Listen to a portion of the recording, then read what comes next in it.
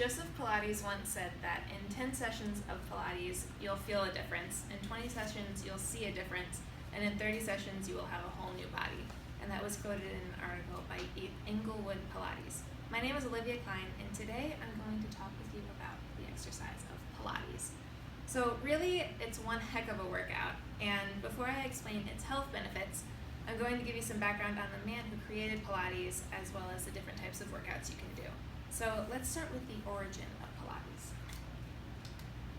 Joseph Pilates loved exercise. He was born in Germany in 1883, and he was a very sickly boy. He spent a lot of time watching people exercise instead of exercising himself because he had asthma and he was just really frail. And so as he grew up, he became less sick and he grew out of it, and he became a really good boxer and a good swimmer and a good runner.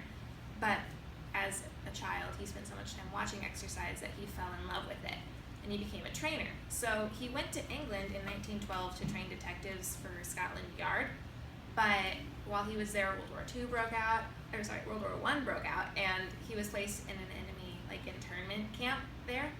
And while he was in the camp, he created resistance training for patients that were in the hospital, and so he set up springs and pulleys for them to do resistance training because they couldn't do cardio and they couldn't do any other workout.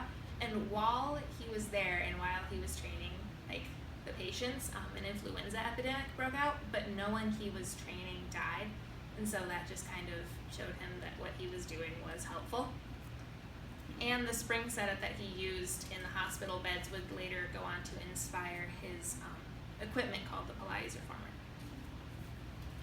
So after the war was over, he returned to Germany from the camp, and his workout style became increasingly popular in Germany among the dance community, and he became so well known that the German army tried to recruit him to train their upper officers, but he didn't want to do that, and instead Joseph left the country. And in 1926 he moved to New York City, and he bought an apartment with his third wife, and together they taught Pilates to the ballerinas at the New York Ballet. But the movement quickly became not only dancers and not only ballerinas, but to common citizens in New York, and then to citizens nationwide. Anyone could do it, and it was really, really popular. And so that came from Balanced Body Pilates. One of the main reasons that Pilates is so popular is because there are a lot of different ways that you can work out.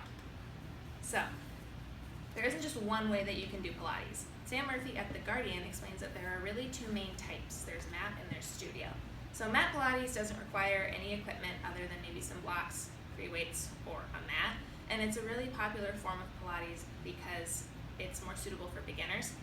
And studio Pilates uses a machine called a reformer, which is pictured behind me. And it involves straps and pulleys and springs that are meant to strengthen and elongate your muscles to tone them more than bulk them up. And so neither one of those types is better than the other one. It just depends on if you want to go to a studio or if you want to do it at home. And there are even home DVDs that teach Pilates, but it isn't recommended to start with those because it's better if you have a trainer that can show you oh, this is how you engage your muscles, this is how you use the reformer or the mat exercises. And so Laura Leach at Self Magazine even explained that their Pilates exercises evolve with time. Because they were created so long ago, a lot of people think that, these exercises are outdated and there's better stuff that you can do now. But they evolve and they become more modern, just like there's hot yoga, there's hot Pilates too. And so no matter what type of Pilates you choose, it's going to benefit your health. So that's just a picture of Joseph Pilates being extremely in shape. So Michael W. Rooks is a highly accredited Pilates instructor, and he explained that Pilates promotes health through the movement of the body, and that it isn't just exercise, but it's a way of making a person healthy and making them fit for life. So Kay Alicia Fetters at Fitness Magazine said that it's a really good ab exercise among other benefits.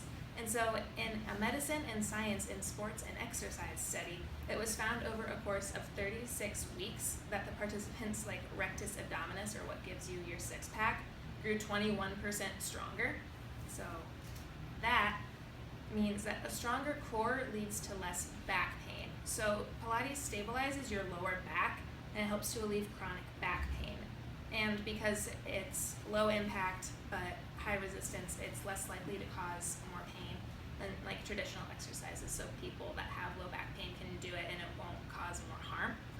And Pilates makes a person more flexible. So while you might think, oh, I'm not flexible, I can't do Pilates, I'm not flexible, I should be doing Pilates. Because in a Brazilian study, it was found that participants became 19.1% more flexible after just 20 sessions of Pilates. So they're designed to lengthen your muscles and improve your range of motion.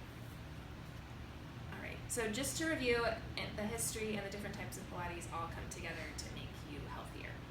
So today I've given you the background on Pilates along with the different types and some health benefits.